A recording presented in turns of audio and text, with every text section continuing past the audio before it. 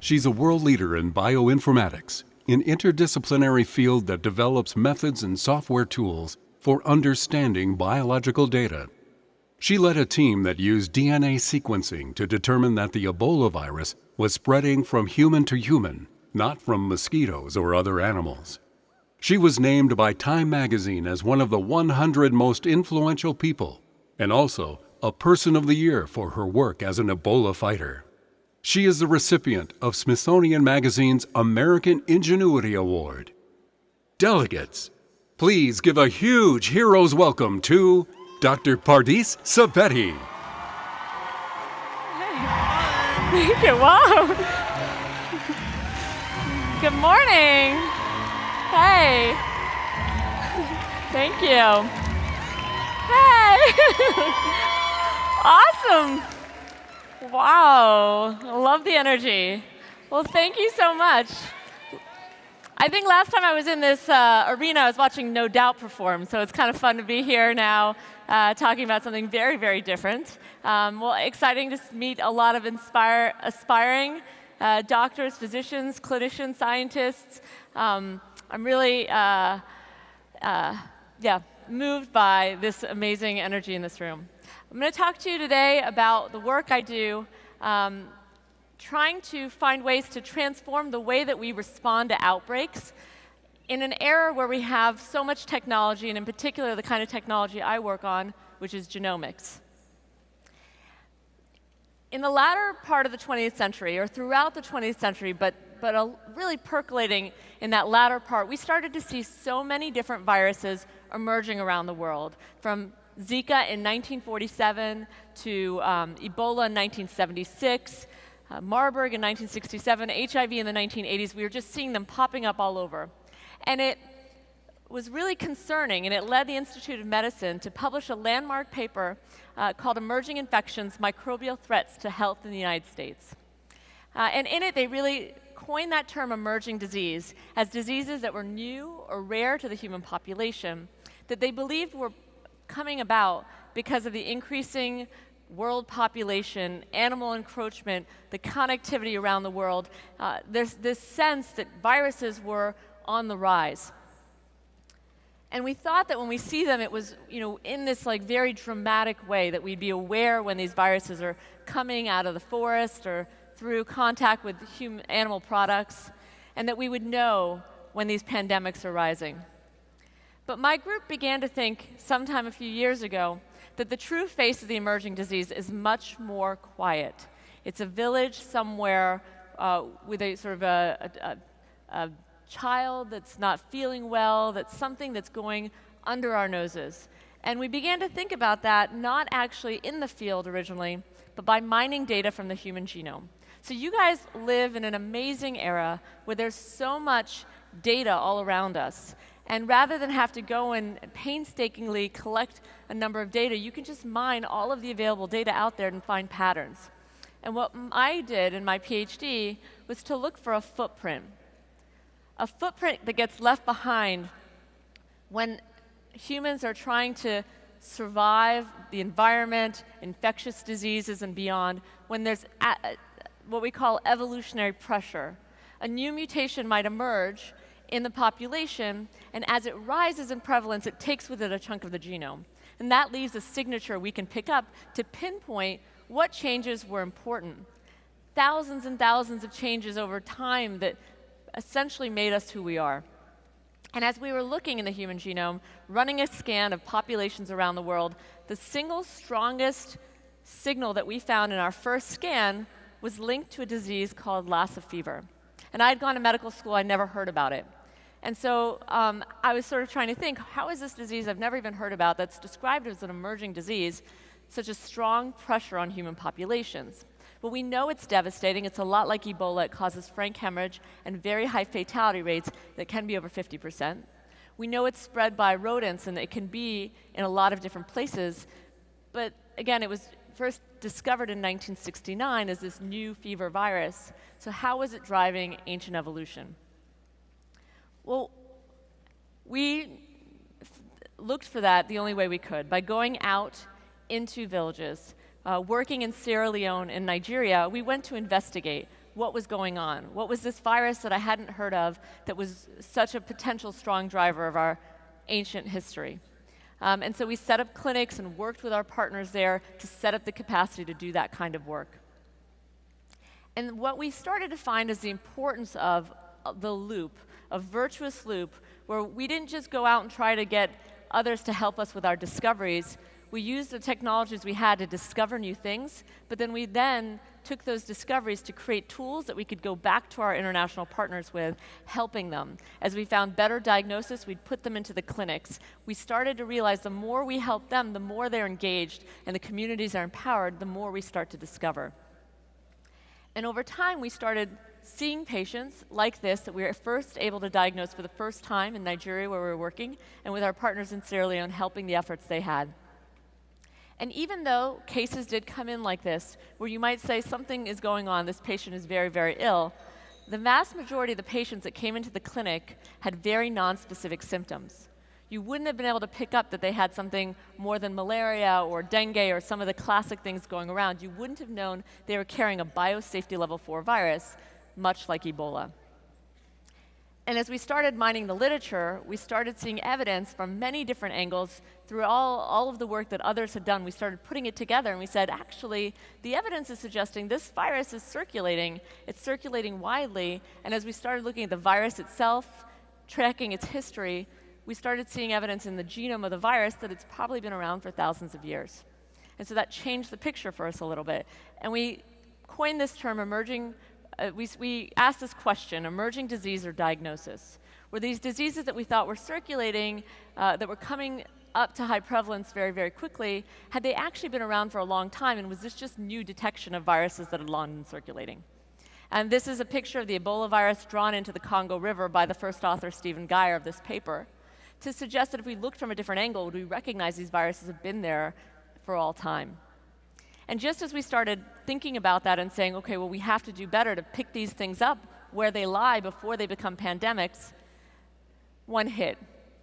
In March of 2014, the Ebola outbreak hit Guinea, first declared there, likely even been circulating for before that time. But we knew that Guinea was on the border of Sierra Leone and Liberia, close to where we worked. And that if the outbreak was to come into the country, into Sierra Leone or into Nigeria, where our partners are, we would probably be the first to pick it up. So our team went out to here shown in Sierra Leone and set up those diagnostics with our partners in the hospital there. They were already doing diagnosis. We were just helping them set up the diagnostic tests for Ebola. And they began to do that surveillance through March and in April and through May. And in late May, Augustine Goba, pictured here, ran this gel that confirmed the first case of Ebola in Sierra Leone. And we talk about that case, it was exactly what you'd want to see. The hospital picked it up right away. They had the diagnostics to do it. The patient was isolated, treated safely. No one else was infected, and they were cared for. And if it was the first case, that would have been fine. But the problem was already the outbreak had surpassed all outbreaks previously. And it didn't come into Sierra Leone as an individual case, but like a tidal wave. Hundreds of cases within a matter of weeks were piling in. The thing was spreading out of control. We did everything we could to help the communities there and to draw national attention. We didn't do very well.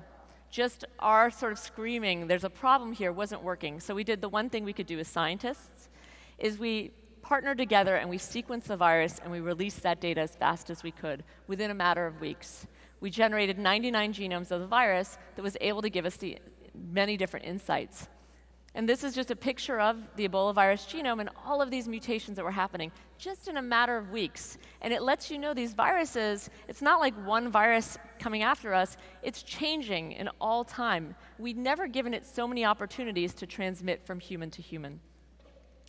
And the kinds of things, the insights you can get by looking at genomic data is we could begin to see by looking at the family tree of those viruses that they had come into the human population only once. And from there, we're transmitting from human to human.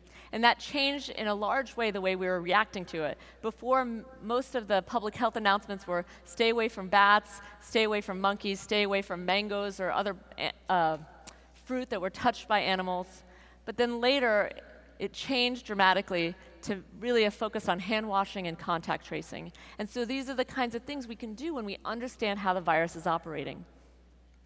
It's also really important to understand the genome of a virus because fundamentally the diagnostics, the vaccines, the therapies we use against them are based on that genome sequence. And all of us together, collectively, with that data released, can all be working. And I saw high school students across the country reaching out to me, building their own do-it-yourself diagnostics. That's what we need if an outbreak hits. We need every single good mind, good heart working on the problem. We also can begin to see if the virus is mutating.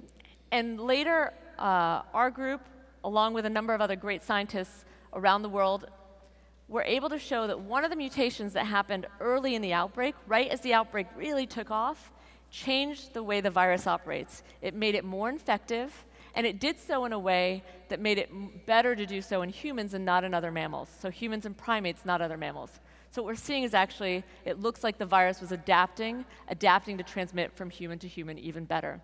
So that was a very stark realization, and it tells us how important it is that we act swiftly.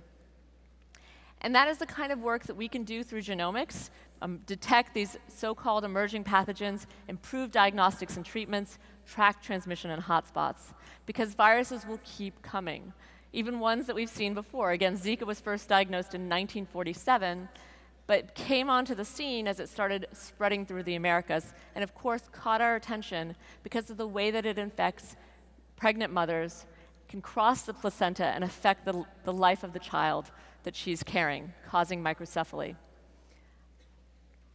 And so first we didn't actually work in this outbreak. We weren't sure if we had a part to play, but quickly realized we must. And so we partnered with groups around the world. We collected Zika samples from 10 different countries, and were able to once again work as a team to sequence the virus and get insights.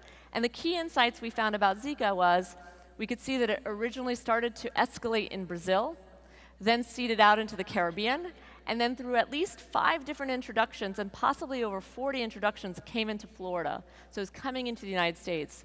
And what was frightening about this is actually that we saw it in 10 different countries, and we could date when the genomics lets us date when the virus enters a country, and we could see in each case the virus was circulating long before, many, many months before we ever picked it up. And so this is how these outbreaks happen under our nose. And of course, diagnosis is critically important here when, again, you're talking about anxious pregnant mothers who are wondering whether or not their child will be infected, whether or not they got Zika, even in Florida, even in the United States. In fact, every state in the United States has seen cases, at least traveler cases, coming in. And so we realized that the genome sequence can allow us to very quickly update our diagnostics and make them much, much better. By seeing where the changes happen in the genome, we can make more sensitive diagnostics to help those mothers. We also are now working with Feng Zhang in his lab to develop CRISPR-based diagnostics. And you likely heard a lot about that revolution that's happening. Well, that revolution can also help us at attomolar sensitivity, pick up viruses in our blood, and also use them to cut the virus and disable them as therapies. And that's the kind of work that we can do. We want to work end to end, working all the way in the clinic, creating those tools, and then bringing them back. And there's much, much work to be done. In my own lab, we work on Lassa virus, mumps, as the outbreaks are, when you go, college campuses are breeding grounds for mumps and other viruses, and we see a lot of that happening. Chikungunya and other mosquito-borne infections, Powassan and other tick-borne infections. I mean, these things are all on the rise. The tick populations, if you're out and about, are higher than they've ever been because of the warm winter that we had. So watch yourself. All of these things are on the rise and need to be paid attention to.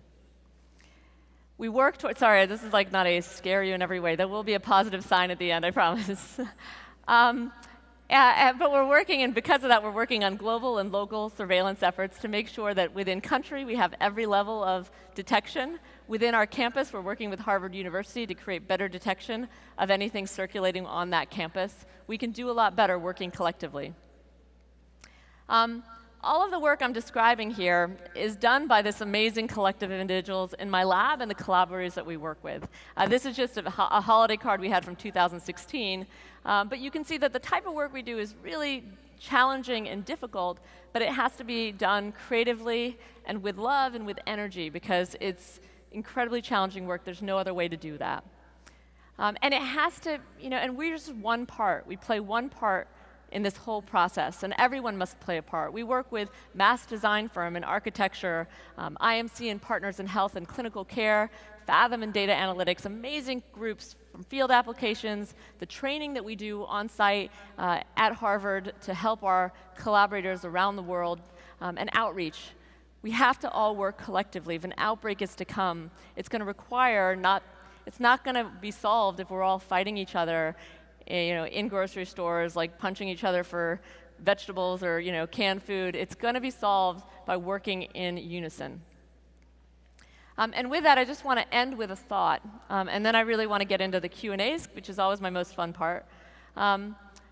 So this is just a picture of me in 2009 when I went out to Nigeria for one of the first times I was visiting out there. I'm a musician, so this is actually why this is also really interesting to be here. I'm a musician, and I had a big show coming up after a 3-week visit to Nigeria. I brought my guitar.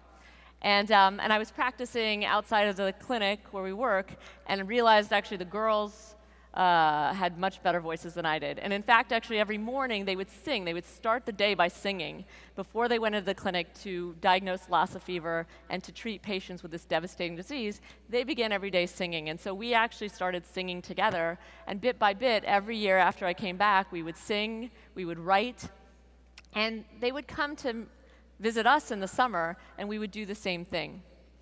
And in 2014, when a group of them were out visiting us in Boston, was right in the midst of the Ebola outbreak.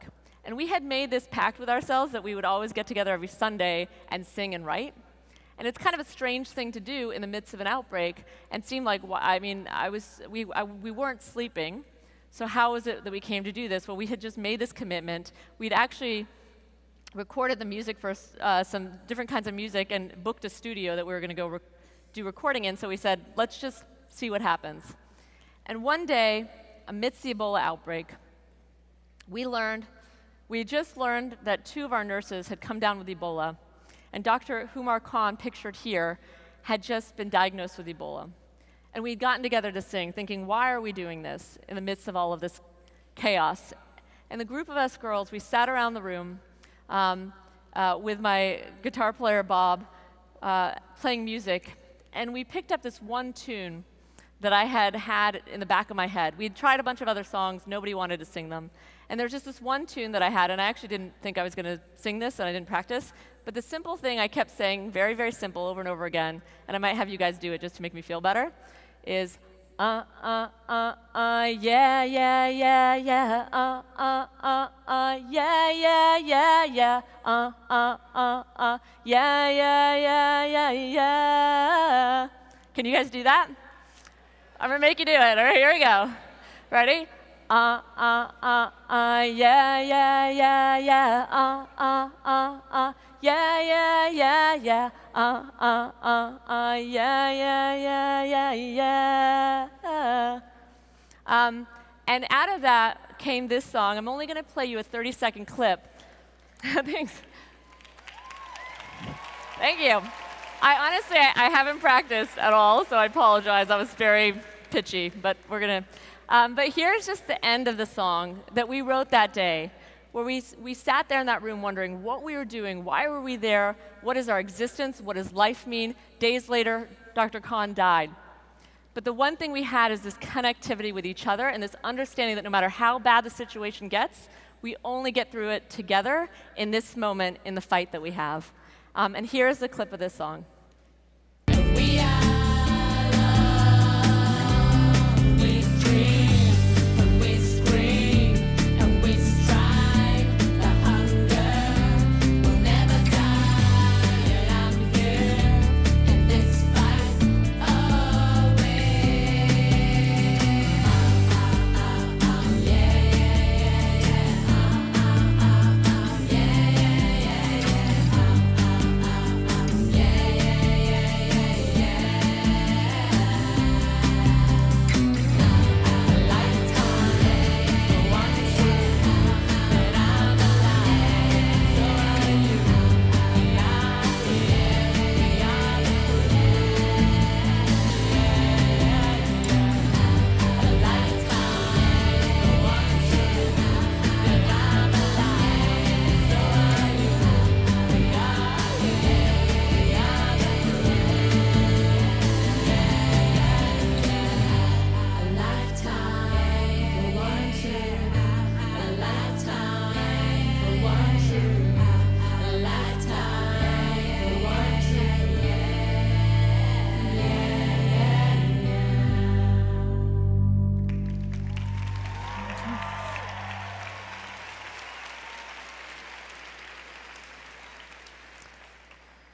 The line that it says there, that whole song was just written in that one session, and it talks about how we dream, we strive, our hunger will never die, and I'm always in this fight with you. And I felt like I was always in that fight with Dr. Khan.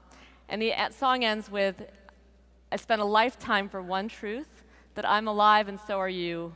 We are here, we are the proof. Yes. Thank you.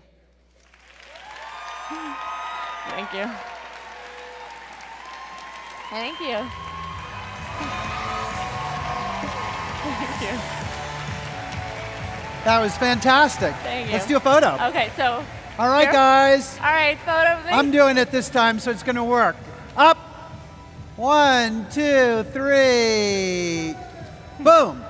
All right, let's bring Jack Andraka back up here. Hey, Jack. Jack, good to Jack, see you. Jack. Good, nice All to right, see you. give it up for Jack. You All can right. sit right here. Okay. We'll so put, I'll take that. Thank you. Perfect. All right, Jack. One more Okay. time. Hey. So you brought up a lot of really amazing points to that talk. And one of the coolest points that I thought was the local contacts that you established. And so I wanted to have you maybe speak a little bit on how important are local contacts in doing this type of international health, like international genomics type of research? Sure. Well, they're essential. There's no way, we wrote a paper once that said, you have to create routes, not parachutes. You can't just come in and try to take information or do science without engaging the partners that you have. People try it all the time, and then they get frustrated because they say, well, nothing's happening, or they're not invested. You have to have everyone invested. And so just fundamentally from the standpoint of getting work done, it doesn't work if not all partners are engaged in the right way. But beyond that, I mean, that's the best part of my job, right? I mean, why would you not want to do that? I love the time that I spend in Africa and in places around the world. I love engaging with the communities there, and it's really fun. And the longer we spend together, the more it builds. And we're part of a collective drive. I mean, if you're in these situations, if you're studying deadly viruses too, you have to have complete faith, trust, and love for every person that you're working with. And so that only works if you work in that kind of partnership. And you have a really interesting background because you also have like a master's in biological anthropology. And so how important is that type of training in your medical research? I mean, it's been valuable. So I ended up basically, I think I have a master's in biological anthropology, a Ph.D. in genetics, and an M.D. So I've definitely done a lot of education, and I don't think that everyone should just do so many degrees, but I love them all. And obviously, each of them play an important part. Thinking about a lot of the master's work was what got me thinking about human evolution, but I was always passionate about medicine, so it was interesting the places it took me. It took me down my own unique path. It's not for everybody. Everyone finds what are the things that they gravitate to. So I'm not suggesting anyone should get as many degrees as, I'm just suggesting everyone finds the things they find interesting, and it'll take them down that path. Awesome. And also at the same time, you have this really interesting interdisciplinary approach to genetics where you do both the computational and the statistics part of genetics, but also the whole biological aspect. And so how did you kind of come to that kind of interdisciplinary approach? And what importance do you think these interdisciplinary approaches have in creating these new breakthroughs? Interdisciplinary is such a kind of everyone loves to say it's interdisciplinary. Frankly, ultimately, a lot of times in your education, it's really important to get a true education in one thing. You want to be an expert in one thing. You don't want to be too interdisciplinary. You want to master, mechanical engineering and lock it down. You want to know what you know and know it very, very well. But then from there, it's really nice to come from your deep expertise and bridge to other groups. So my group has physicists, mathematicians, computer scientists, public health experts, MDs. They're all coming with a unique background, but when you work together collectively, you can solve the problems. And we chose to be a lab that works end to end. We're in the clinics all the way, to the kind of release of data and beyond and biological insights. So we really require that interdisciplinary, but you don't have to. It's the part you want to play. And at the same time, another aspect in your talk that you kind of brought up was this kind of trend of emerging diseases. And with a lot of these kind of new trends in like global warming and climate change, how is that tying into the emergence of these new infectious diseases? And how can we kind of consider that in our new like public health approaches? All of those things are going to be factors. The fact that we had a warm summer this year means that the tick populations are up. And those tick populations happen to have a lot of Borrelia, which causes Lyme disease. And those things are all going to change. And so we do see new things coming on the rise. But as I said before, a lot of the things that are new are old as well. They've been around for a long time. So the better we understand the landscape, the better off we'll be. Of course, all of these shifting patterns are going to make new precarious things and unexpected things happen. That's what we have to watch for. And how are you going to see machine learning and AI and all of these new computational techniques that are kind of coming out? How are you going to see those increasingly influencing medicine? And what role do you think the doctor will play when those come in to medical practice and mainstream? Sure. Absolutely, we should use a lot more data in medicine. The fact of the matter is, like, we're not leveraging it in any way that we should. Most of the time you go into your doctor and he kind of uses his experience, the few cases he's seen, he writes the diagnosis on the back of an envelope, he thinks about it.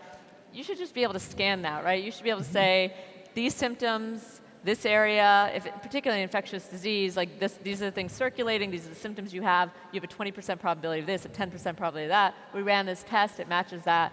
We should get to that point. And so I have a lot of machine learning folks in my lab developing apps to understand networks to get users the best information. So what type of training and what type of activities could high schoolers be doing to kind of get involved in this kind of bioinformatics, which is really becoming this dominant field in medicine? I think that the better that if to work in my lab, I think skills that would be really necessary is a lot of mathematics, a lot of statistics, and CS. As much as you can go. Yeah. Awesome. And a couple of other questions that we got from the audience was, how exactly did you, because you had this very interesting journey to where you are right now. And so what really led you to kind of hook on to this new trend of computational techniques, and what led you to kind of hook on to that data in medicine? What really attracted you to that? It's really important, actually, when you're choosing what you want to do with your life, actually, that you really think about your personality and what you innately enjoy, not necessarily like what external drivers you have. There's a lot of external drivers that will take you to medicine. For many reasons, medicine was not a life for me. I knew that I always liked looking at data, and I always liked looking at math. And so I actually kept going into medicine, but I kind of kept booted out of it because it didn't quite fit my personality. And so in a lot of ways, it actually is what speaks to you is the driver, and I just love data. So what's the next most cool thing coming out of your lab? Can you give us a sneak peek into the new cool things that are out there? Sure. So I'll tell you a few things you might expect and then one you might not expect. So we're doing a lot of work with CRISPR and basically using CRISPR to develop, as I was noting, to develop really, really sensitive diagnostics, really, really sensitive therapies. We're creating apps that allow you to find out very quickly imagine that you left here and you got sick and you wondered, like, what do I have? You go on your own personal medical odyssey. Well, what if the app could tell you, actually, everybody in Songus Arena, 10 people had your symptoms. Actually, 3 of them got diagnosed with mumps. Maybe you should get checked out for mumps, right? Why are we not doing this more collectively? So we have a team of folks that are developing apps as well as information systems to use those to give you best predictions of your sickness. And then one thing I'll just note, because I actually think it's really important to keep an open mind of any place you'll go, is that sitting out in the front row is Bob Cooley, who came with me today. And Bob actually is probably my next big project I'd want to work on. I had a very serious accident. I actually met Bob before my accident, but I had a very serious accident 2 years ago where I completely shattered my pelvis and both my knees. So just totally blew them out. I have 39 rods and plates in my body. I'm an X Games type of a person. If you go to my Instagram, which is Pardis Sabeti on Instagram, my first post was 4 months after my accident, was just my pelvis and my knees, just to show you this is who I am. And at that point, I suffered a really serious concussion, and I thought I'd never come back. And I saw what happens to people when they're sick. Anyway, I'd been working with Bob before. He had actually suffered almost a life-threatening accident like mine. I flew off of a cliff. I've been working with him on how to fix the physical body through a type of stretching, myofascial stretching. But with Bob, actually, he's linked a lot of work that he does to how the body interacts with, how the muscles interact with the organs, interact with brain centers, and actually about how that's all connected to personality types. And I think that might be the next big thing that I would work on in my lab. And the big message there actually is, one, look out for it because it's phenomenal and it excites me. But two, be open-minded to ideas that come from anywhere. Because at first I was like, I'm not sure what he's talking about here, but the stretching is working for me, so I'll do that. But over time I thought, this man is onto something. The things he's talking about are some of the most interesting things I've ever heard. And so that's another thing. And you bring up a lot of really cool points about this kind of data and using that to drive healthcare. And so how is this kind of trend of open data, how is that going to be changing how we both practice medicine, and what roadblocks are there to doing open data in medicine, especially with genetics? Sure. For open data, I mean, we pushed it very, very hard, but it's really important to not just say, oh, everyone should share data for like for sharing's sake, because that's not really thinking about all the ways things can go wrong. And in any system, things can go wrong. You collect this data, you spend a lot of time collecting it, generating it, working hard for it, you share it, somebody else uses it to patent something, you're done. So you have to create rules by which we share the data. And it's going to be critically important that we do it. It's going to be challenging to figure out how to do it in a way that works, but we need that challenge because otherwise we can't work fast enough. Well, thank you so much for your time. Thank you guys. All right. Thank you very much. All right.